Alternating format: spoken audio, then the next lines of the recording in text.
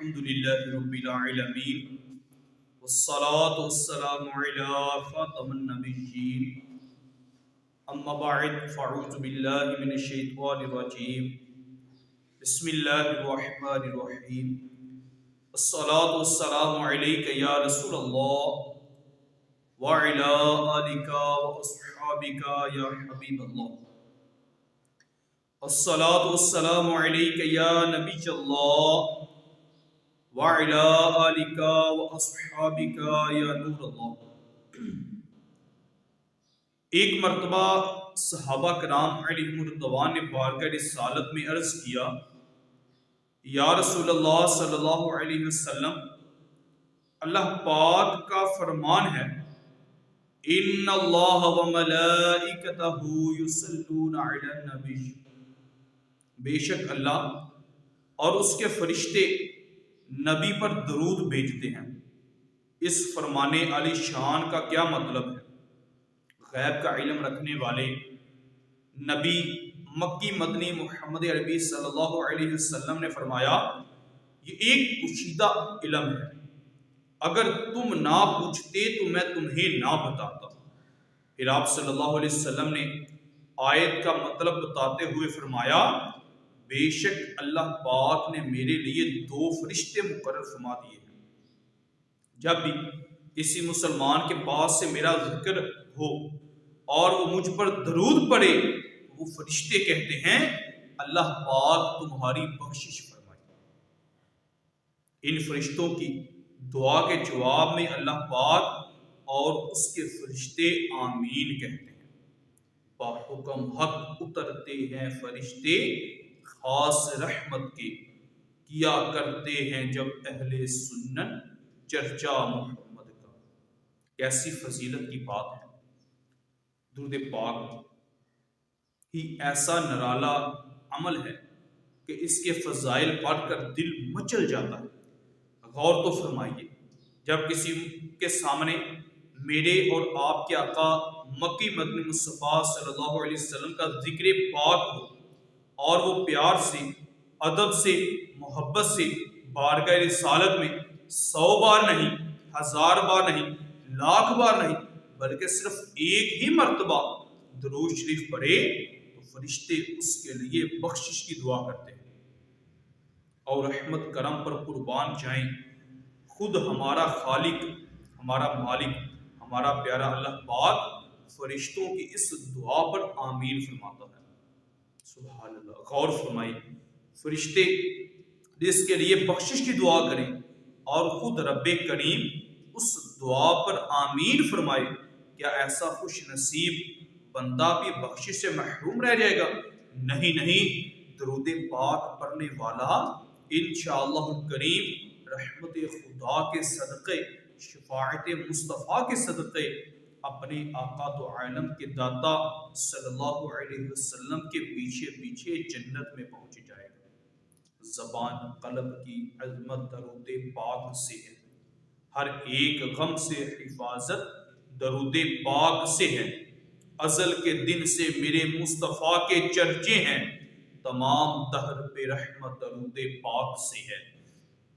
بروز حشر وہ ہوگا نبی کی قربت میں، جہاں میں جس کو بھی الفت درود پاک سے ہے۔ قال اللہ تبارک و تعالی وَإِذْ قَالَ رَبُّكَ لِلْمَلَائِكَةِ إِنِّي جَاعِلٌ فِي الْأَرْضِ خَلِيفَةً قَالُوا أَتَجْعَلُ فِيهَا مَن يُفْسِدُ فِيهَا وَيَسْفِكُ الدِّمَاءَ وَنَحْنُ نُسَبِّحُ بِحَمْدِكَ وَنُقَدِّسُ لَكَ قَالَ إِنِّي أَعْلَمُ مَا لَا تَعْلَمُونَ۔ اور یاد کرو جب تمہارے رب نے فرشتوں سے فرمایا، میں زمین میں اپنا نائب بنانے والا ہوں، تو انہوں نے عرض کیا، کیا تو زمین میں اسے نائب بنائے گا جو اس میں فساد پھیلائے گا اور خون بہائے گا، حالانکہ ہم تیری حمد کرتے ہوئے تیری تسبیح کرتے ہیں اور تیری پاکی بیان کرتے ہیں۔ فرمایا، بے شک میں وہ جانتا ہوں جو تم نہیں جانتے۔ صدق اللہ العظیم و صدق رسولہ النبی الکریم صلی اللہ علیہ وسلم۔ ہم نے پارہ 1 سورہ بقرہ آیت نمبر 30 اور اس کے ترجمہ سننے کی سعادت حاصل کی۔ اس آیت سے سورہ بقرہ کا چوتھا رکوع شروع ہو رہا ہے۔ اس پورے رکوع میں ابو البشر حضرت آدم علیہ السلام کی پیدائش سے لے کر زمین پر تشریف لانے تک کا تفصیلی واقعہ ذکر کیا گیا ہے۔ بڑا مشہور واقعہ ہے، ہم عموماً سنتے بھی رہتے ہیں اور قرآن کریم میں بھی کئی مقامات پر مختلف انداز سے یہ واقعہ بیان ہوا ہے۔ اس واقعہ کے تعلق سے آج جو آیت کریمہ ہم نے سنی ہے، اس میں حضرت آدم علیہ السلام اور ان کے واسطے سے ان کی اولاد کا ایک اہم منصب بیان کیا گیا ہے۔ اللہ پاک نے فرمایا وَإِذْ قَالَ رَبُّكَ لِلْمَلَائِكَةِ، اور یاد کرو جب تمہارے رب نے فرشتوں سے فرمایا۔ قرآن کریم میں بہت سارے مقامات ایسے ہیں کہ جب ماضی کے واقعات کو بیان کیا جاتا ہے تو ارشاد ہوتا ہے وَإِذْ، یعنی اے محبوب صلی اللہ علیہ وسلم یاد کیجئے۔ بعض جگہ ارشاد ہوتا ہے الم ترى، یعنی اے محبوب کیا آپ نے نہ دیکھا؟ ہر ذی شعور، معمولی عقل رکھنے والا بھی یہ سمجھ سکتا ہے جب سامنے والا واقعہ کو پہلے سے جانتا ہو یا اپنی آنکھوں سے دیکھ چکا ہو اور اس وقت کہتے ہیں وہ فلاں واقعہ یاد کرو، وہ واقعہ جو تم نے دیکھا تھا۔ اب اس تناظر میں غور فرمائیے، یہ ہمارے آقا مولا مکی مدنی مصطفیٰ صلی اللہ علیہ وسلم کی کتنی بڑی شان ہے۔ واقعہ وہ ہے جو صدیوں پہلے ہوا تھا، اس وقت ہوا تھا جب حضرت آدم علیہ السلام ابھی پیدا بھی نہیں ہوئے تھے، اور اللہ پاک فرما رہا ہے اے محبوب صلی اللہ علیہ وسلم اس وقت کو یاد کیجئے جب آپ کے رب نے فرشتوں کو فرمایا تھا۔ اس سے پتہ چلتا ہے یہ میرے آقا صلی اللہ علیہ وسلم کی شان ہے۔ آپ دنیا میں اگرچہ سب نبیوں کے بعد تشریف لائے، مگر آپ کی تخلیق مبارک حضرت آدم علیہ السلام سے بھی پہلے ہو چکی تھی۔ جب اللہ پاک حضرت آدم علیہ السلام کی پیدائش سے بھی پہلے حضرت آدم علیہ السلام کی خلافت کا اعلان فرما رہا ہے، محبوب ذیشان صلی اللہ علیہ وسلم کا نور مبارک اس وقت پیدا بھی ہو چکا تھا اور اس سارے واقعے کو ملاحظہ بھی فرما رہا تھا۔ کوئی کیا جانے کہ کیا ہو، عقل عالم سے ذرا ہو، سب سے اول سب سے آخر، ابتدا ہو التجا ہو۔ انی جاعل فی الارض خلیفہ، میں زمین میں اپنا نائب بنانے والا ہوں۔ یہاں دو باتیں سمجھنے کی بات ہے۔ ایک تو یہ کہ فرشتوں کے سامنے حضرت آدم علیہ السلام کی پیدائش اور زمین میں خلیفہ ہونے کا پیشگی اظہار کیوں کیا گیا، اس میں حکمت کیا تھی، اس کا بیان ہم ابھی تھوڑی دیر میں انشاءاللہ کریم سنیں گے۔ دوسری بات یہ کہ عام طور پر ہمارے ہاں لوگ سمجھتے ہیں، کہتے بھی ہیں کہ حضرت آدم علیہ السلام کو جنت سے نکال یعنی بے دخل کر دیا گیا تھا۔ یہ ایک بڑی غلطی ہے۔ اللہ پاک نے فرشتوں کے سامنے یہ اعلان فرمایا کہ میں زمین میں خلیفہ بنانے والا ہوں۔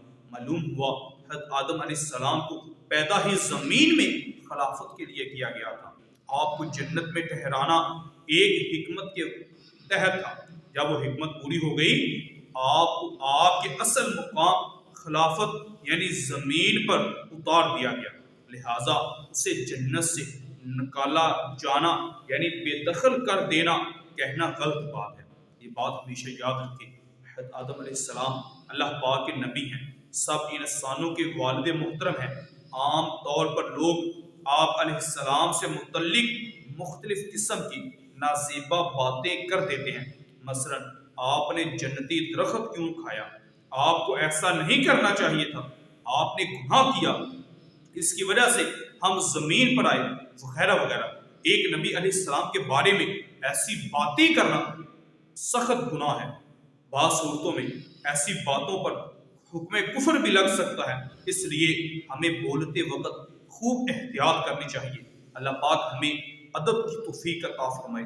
جب اللہ پاک نے فرشتوں کے سامنے حضرت آدم علیہ السلام کے خلاف کا اعلان فرمایا تو کیا ہوا سنیے۔ قالوا اتجعل فیہا من یفسد فیہا وَيَسْفِكُ الدِّمَاءَ وَنَحْنُ نُسَبِّحُ بِحَمْدِكَ وَنُقَدِّسُ لَكَ. تو انہوں نے عرض کیا، کنہوں نے؟ فرشتوں نے.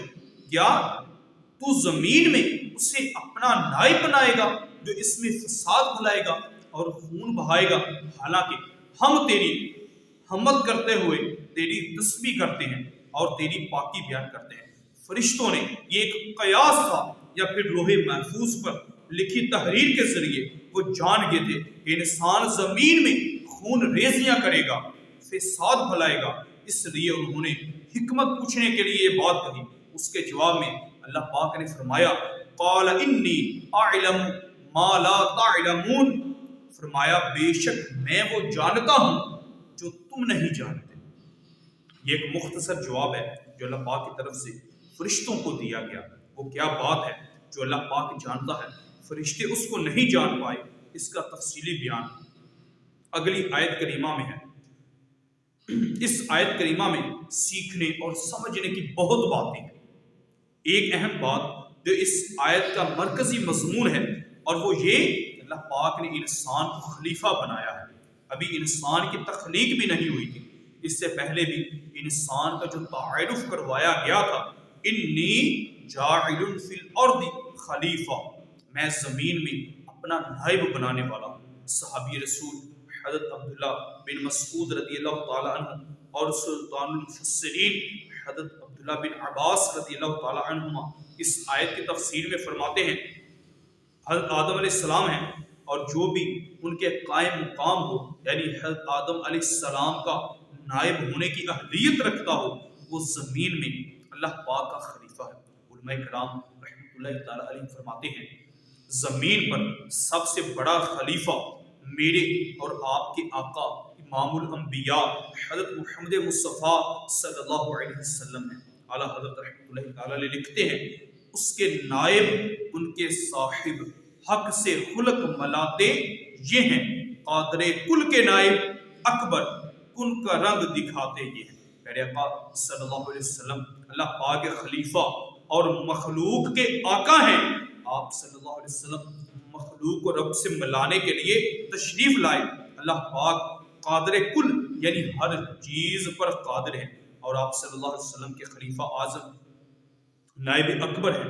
یہ اللہ پاک کی شان ہے کہ کن ہو جا فرماتا ہے تو وہ جو چاہتا ہے ہو جاتا ہے. اللہ پاک نے اپنے نائب اکبر صلی اللہ علیہ وسلم کو بھی یہ شان عطا فرمائی ہے.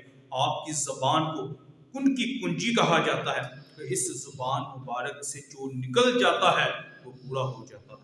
تمہارے منہ سے جو نکلی وہ بات ہو کے رہی، جو دن کو کہا دیا شب تو رات ہو کے رہی. خیر، اللہ پاک کے سب سے بڑے خلیفہ نائب اکبر ہمارے پیارے آقا مکی مدنی مصطفیٰ صلی اللہ علیہ وسلم ہیں. آپ کے بعد سارے انبیاء کرام علیہ السلام بھی اللہ پاک کے خلیفہ ہیں. پھر انبیاء کرام علیہ السلام کے واسطے اور فیضان سے ان کی امتیوں میں ہر وہ شخص جو اس منصب کی خلافت کی اہلیت رکھتا ہے وہ بھی زمین پر خلیفہ ہے. اس سے معلوم ہوا کہ سارے کے سارے انبیاء کرام علیہ السلام زمین پر اللہ پاک کے خلیفہ ہیں. لیکن انبیاء کرام علیہ السلام کے بعد ہم جو عام انسان ہیں ہم تبھی اس منصب کے حقدار بن سکیں گے جبکہ اس کے لیے سخت محنت کریں، اپنے اندر اس منصب کی اہلیت پیدا کریں. شیخ ابن عربی رحمۃ اللہ تعالی بہت بڑے ولی اللہ ہیں، بہت علمی شخصیت ہیں. آپ نے اس آیت کریمہ کی تفسیر میں پوری کتاب لکھی ہے. آپ فرماتے ہیں نبوت کسبی نہیں ہے، یعنی بندہ اپنی محنت سے نہیں بن سکتا، نبی نہیں بن سکتا. درجہ نبوت اللہ پاک کے فضل سے ملتا ہے، جبکہ منصب خلافت جس کا اس آیت کریمہ میں ذکر ہے یہ کسبی ہے. ہم اپنی محنت سے،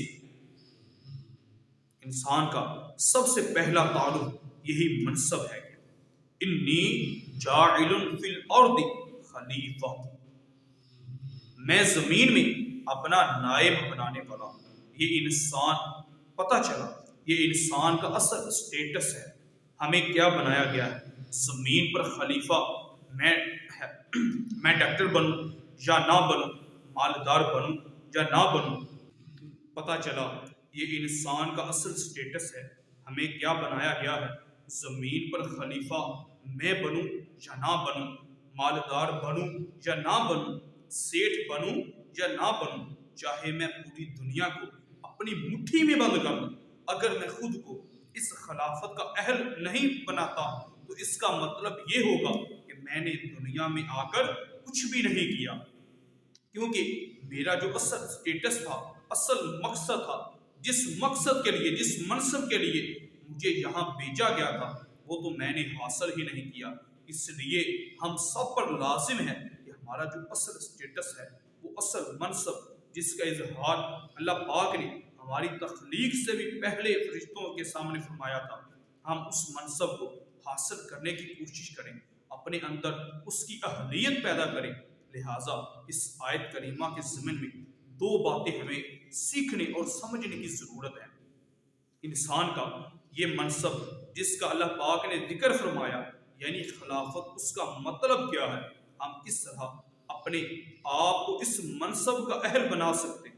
اس جگہ خلافت سے مراد ہے زمین پر اللہ پاک کے احکام اور اس کے فیصلوں کو نافذ کرنا۔ مثلا اللہ پاک نے نماز کا حکم دیا، میں خود بھی نمازی بنوں، دوسروں کو بھی نمازی بناؤں۔ اللہ پاک نے روزے کا حکم دیا، میں خود بھی روزے رکھوں، دوسروں کو بھی روزہ دار بناؤں۔ اللہ پاک نے حج کا حکم دیا، اگر شرائط پائی جائیں تو میں خود بھی حج کروں اور دوسروں کو بھی اس کی ترغیب دوں۔ اللہ پاک نے سودی لین دین سے منع فرمایا ہے، لہٰذا میں خود بھی اس آفت سے بچوں اور دوسروں کو بھی بچاؤں۔ غرض کہ اپنی طاقت اور اختیارات کے مطابق، اللہ پاک کے بتائے ہوئے طریقوں کے مطابق، حکمت عملی کے ساتھ خود بھی اور دوسروں پر بھی اللہ پاک کے حکام نافذ کرنے کا جو منصب ہے اسے خلافت کہتے ہیں۔ سادہ لفظوں میں کہوں تو اس کا مطلب یہ، مجھے اپنی اور ساری دنیا کے لوگوں کی اصلاح کی کوشش کرنی ہے۔ انشاءاللہ الکریم انبیاء کرام علیہ السلام چونکہ پیدا ہی نبی ہوتے ہیں، وہ معصوم ہیں، گناہوں سے پاک ہیں، لہٰذا انہیں اپنی اصلاح کی حاجت نہیں ہوتی، وہ دوسروں کی اصلاح فرماتے ہیں، اور ہم جیسے عام مسلمانوں پر اپنی بھی اصلاح ہی ضروری ہے اور دوسروں کو بھی ضروری ہے۔ یہ ہمارا اصل منصب ہے اور ہم سب پر لازم ہے کہ ہم خود کو اس منصب کے اہل بنائیں۔ اس کے لیے ہمیں کیا کرنا ہوگا؟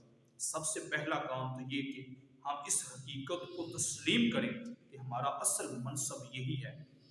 ہمارے یہاں بہت سارے لوگ اس بات کو تسلیم نہیں کرتے، کسی نے ڈاکٹر بننا ہے، کسی نے پائلٹ بننا ہے، کسی نے تاجر بننا ہے، کسی کو مالدار بننے کا شوق ہے، کسی کو کاروبار، کاروں، کوٹھیوں کا شوق ہے۔ مان لیا کہ یہ سب چیزیں ایک حد تک دنیا کی ضرورت میں سے ہیں، لیکن اس کا یہ مطلب تو نہیں ہے کہ ہم اپنے اصل منصب، اپنے پہلے تعارف کو بھول ہی جائیں۔ اگر ہمیں اس چیز کا احساس ہو جائے تو ہم دل سے تسلیم کر لیں کہ میرا اصل منصب خلافت، یعنی زمین پر اللہ پاک کے احکام نافذ کرنے کے لیے طاقت پر کوشش کرنا ہے۔ پھر ہم ڈاکٹر کی کرسی پر بیٹھ کر بھی یہ کام کر سکتے ہیں، پائلٹ بن کر بھی یہ کام کر سکتے ہیں۔ دوران تجارت بھی اپنی اور دوسروں کی اصلاح کی کوشش کی جا سکتی ہے۔ ضرورت صرف اس بات کی ہے کہ ہم اپنے اس منصب کا احساس اپنے اندر پیدا کریں۔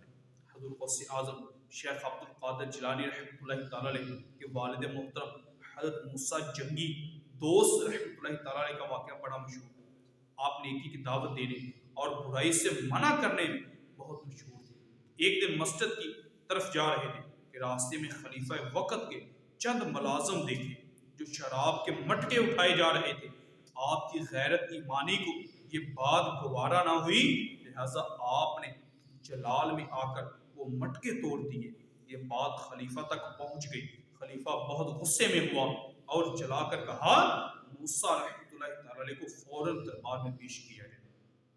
پیغام بھیجا گیا، آپ تشریف لائے۔ خلیفہ نے للکار کر کہا، آپ ہوتے کون ہیں میرے غلاموں کی محنت ضائع کرنے والے؟ آپ نے بڑے اطمینان سے فرمایا، میں محتسب یعنی نیکی کی دعوت دینے اور برائی سے روکنے والا ہوں۔